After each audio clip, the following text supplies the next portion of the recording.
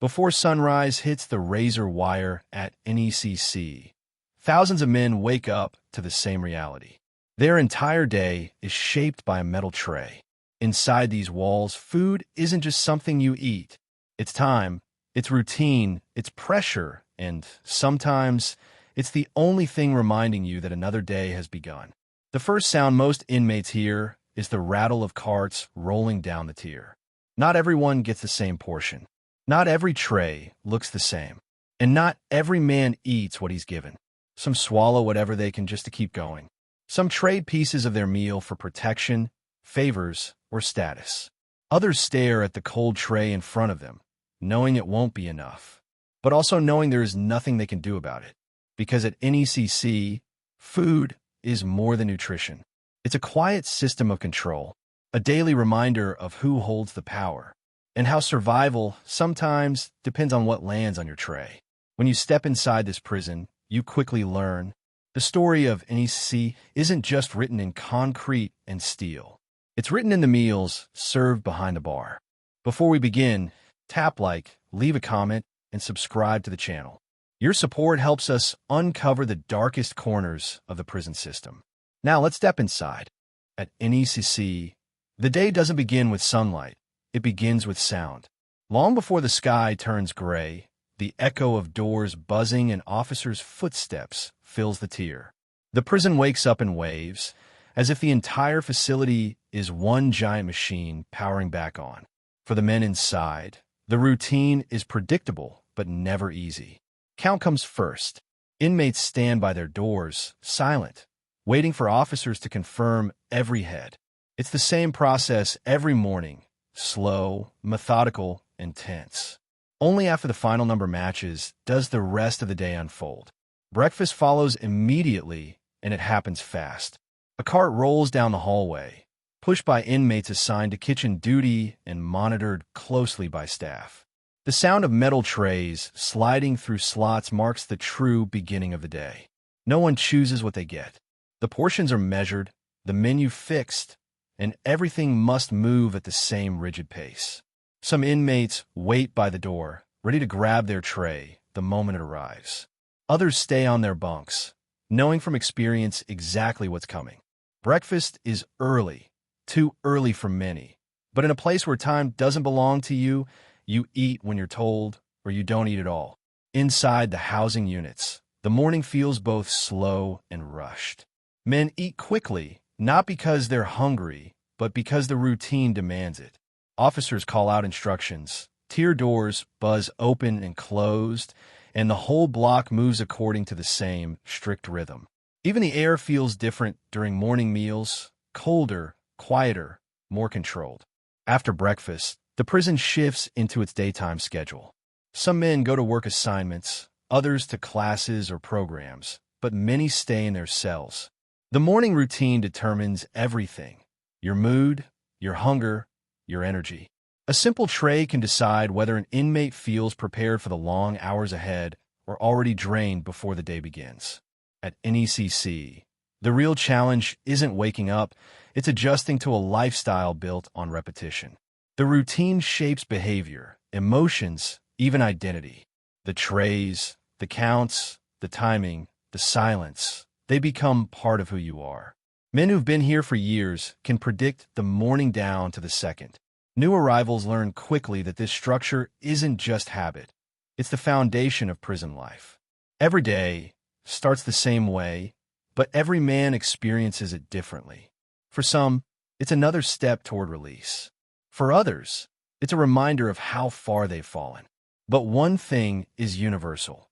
In NECC, the morning routine sets the tone for everything that follows. It tells you that the system is in control, and that life behind the bar moves according to rules that never change. When the breakfast cart rolls away and the noise settles, what's left behind is the tray itself, a small, simple object that carries a lot more meaning than it seems. At NECC, what lands on that tray shapes the mood of the entire unit. It can calm a morning, spark quiet frustration, or remind a man just how limited life behind the bar truly is. Meals at NECC are built around routine. The menu repeats week after week, predictable enough that inmates can call out what day it is based on the smell coming from the kitchen. Portions are tightly controlled. Calories are calculated. Everything is designed for efficiency, not enjoyment. No one expects variety or comfort. A tray is meant to keep you alive, not satisfied. Some days, the food looks decent. Other days, it arrives lukewarm and barely seasoned. Most meals include a main item, a side, a piece of bread, and something sweet or simple like fruit. But the quality depends on timing. Inmates at the start of the line might get something fresher. Those at the end might watch steam fade away before the tray reaches them. To someone outside, it might look ordinary. Inside NECC, every detail matters. A slightly larger scoop of rice, a softer piece of bread, a bit more color in the vegetables. Small differences feel like big wins. And everyone pays attention because food becomes one of the few things inmates can compare, judge, and talk about freely. But not everyone can or will eat everything they're given. Some inmates avoid certain items because of allergies, preferences, or simply because they don't trust how it was prepared. Others save parts of their meal for later. A risky choice, but sometimes the only way to stretch the day. A hard cookie from lunch might become a late-night snack. A packet of sauce might be worth keeping for trade. Food also reflects your position in the prison. Inmates with kitchen duty see the meals before anyone else. They know what's coming, what's short, and what's plentiful.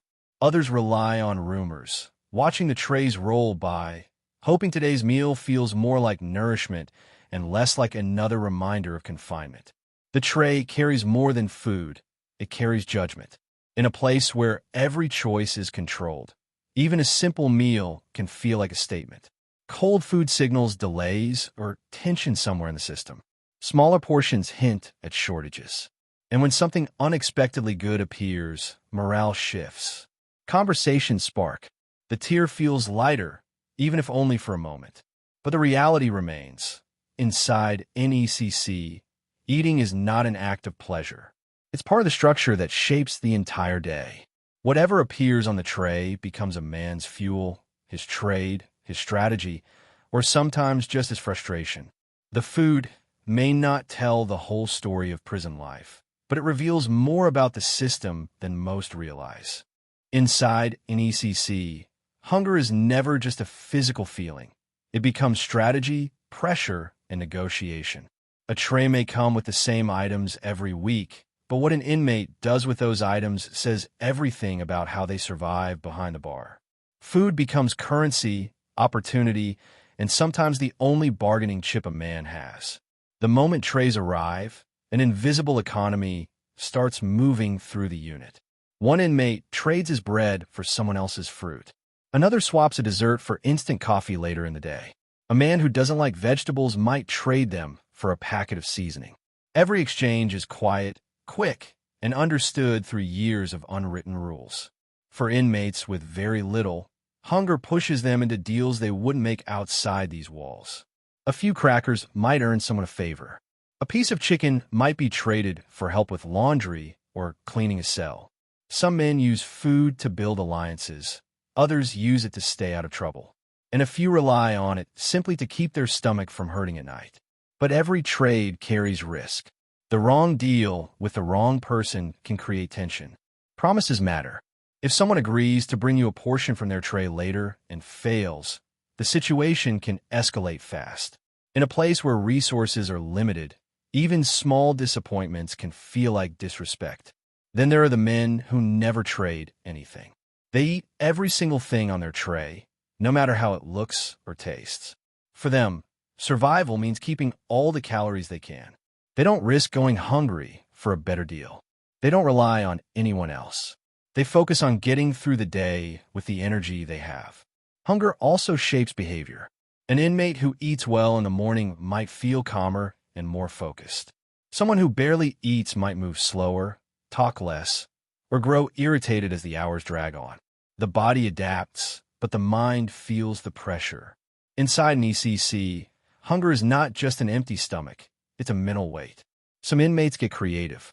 They combine items from their trays into makeshift meals, turning simple ingredients into something they can actually enjoy. A few build small reputations for their mixes, helping others create spreads on weekends or during downtime. In a place where choices are rare, these small acts feel like a form of independence. At the center of all this is survival. Food determines energy. Energy determines patience. Patience determines how a man handles the long, difficult hours behind the bar. And while the outside world sees a tray as a basic necessity, inside NECC, it becomes the starting point for every decision. Who you talk to, who you trust, and how you navigate each day. In this environment, hunger teaches you quickly. Nothing inside these walls is simple. Even a single piece of bread can change the course of someone's day. Most people on the outside never think about how a prison kitchen works, but inside NECC, it's one of the busiest and most important operations in the entire facility. Long before the first tray is delivered, the kitchen is already alive with movement, noise, and strict routines that run like clockwork.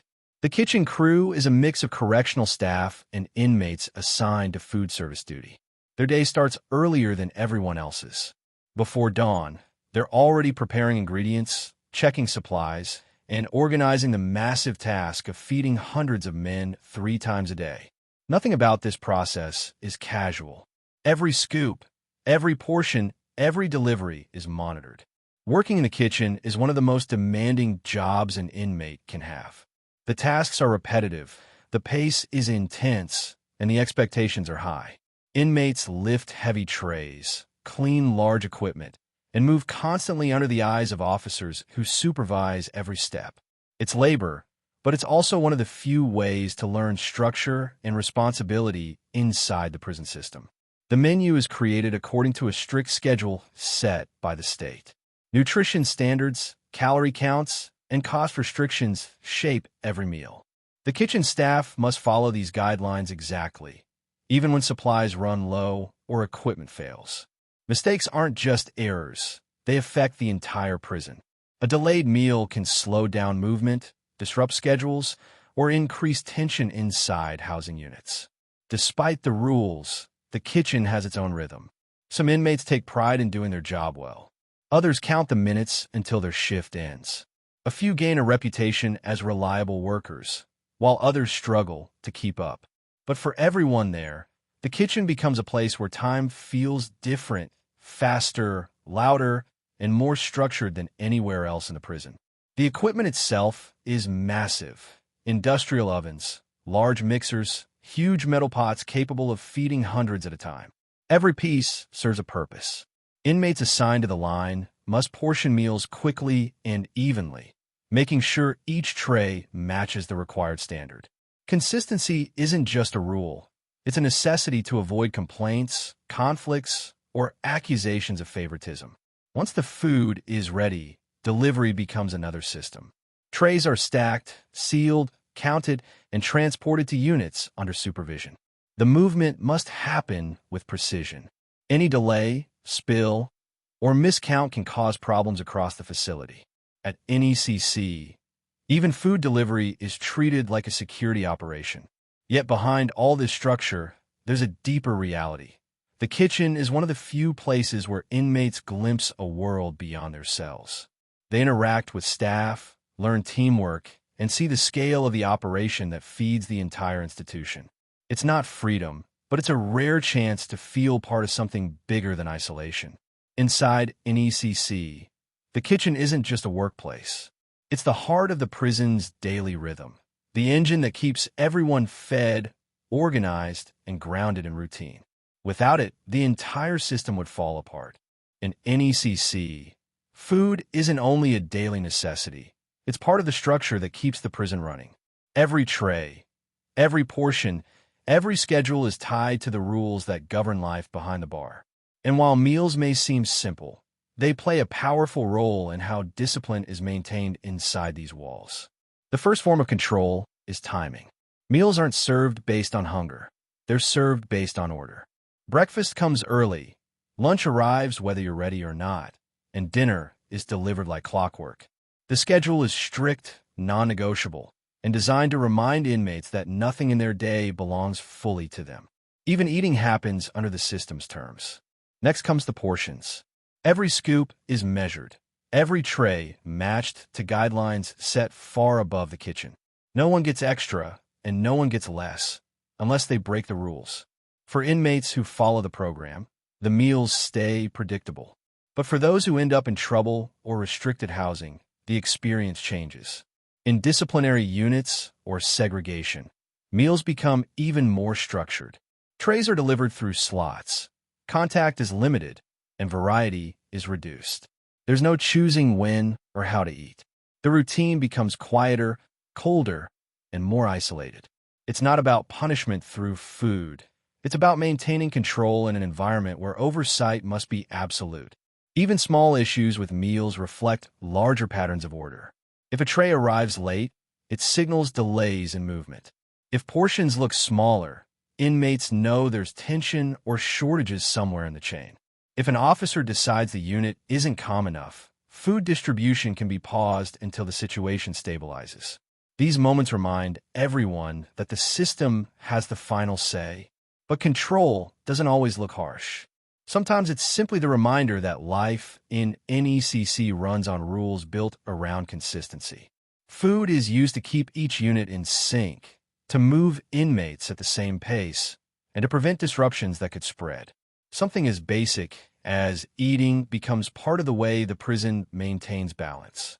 Inmates understand this. Some accept it, some resent it, but everyone feels it. Food is routine. Routine is structure, and structure is what holds the environment together. Even those who never think about control in their daily meals eventually realize how deeply the process shapes their behavior and mindset. What makes this system so powerful is that it's quiet. There's no dramatic action, no visible force.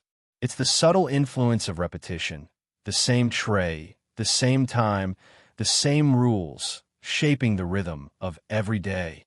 Over time, the system becomes familiar, almost predictable, and that predictability becomes its strength. Inside NECC, discipline doesn't always come from orders or consequences. Sometimes it comes from the simple act of handing out the same meal to every man at the same time, day after day. The food keeps the prison running, but it also keeps its order intact. Behind the official food system at NECC, another world exists, a hidden economy built from the smallest items on a tray. It's quiet, unspoken, and constantly moving. To survive inside the prison, many inmates learn to navigate this underground food network, where every bite can be traded, saved, shared, or transformed into something more valuable. It begins with the simplest items. A piece of bread might not seem like much, but inside NECC, it could be worth a favor. A fruit cup can change hands twice before lunch ends. A packet of sauce becomes a rare treasure. Everything has value because everything is limited. And when choices disappear, creativity takes over. Some inmates are known for their skill in making something out of nothing. They collect extra portions through trades and use them to create small meals that taste different from the standard tray. These spreads, mixes, or improvised dishes aren't fancy, but inside a cell, they feel like a break from routine. A man might melt items together using hot water, stack ingredients into a simple sandwich, or combine leftovers to stretch them into a late-night snack. This underground economy also builds reputation. An inmate who can put together a good spread becomes someone others want to trade with. He becomes part of a micro-society where food builds connections. For a few minutes, a shared meal becomes a small escape from the monotony of prison life. But the economy isn't just about taste, it's about power. Men with steady access to items, especially those working in kitchen duty, often become brokers in this silent marketplace. They don't break rules. They simply understand what people want and how food moves from one cell to another. Information spreads fast. Who's trading, who's saving, who has extra, and who needs something. Trust matters. A bad trade can create tension. Promising someone an item and failing to deliver can damage relationships that take months to build. So deals are made carefully, with respect for the unwritten rules that keep the underground system balanced. No money changes hands, only food, favors, and reputation. Not all participation is equal. Some inmates stay out of trades completely, choosing to keep their meals untouched. Others rely heavily on the underground network because it gives them a sense of control or comfort. And some use it only when they have no choice. But whether they join in or not, everyone knows it exists. What makes this system powerful is that it operates in plain sight while staying invisible. Officers know it happens, inmates understand it deeply, and the rhythm of the facility quietly adjusts around it.